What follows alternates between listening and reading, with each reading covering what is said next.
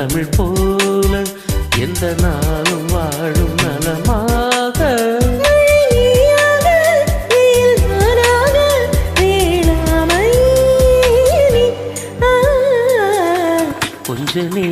கொஞ்ச நேரம் கொஞ்சி பேசக்கூடாதா அந்த நேரம் அந்தி நேரம் அன்பு தூரல் போடாதா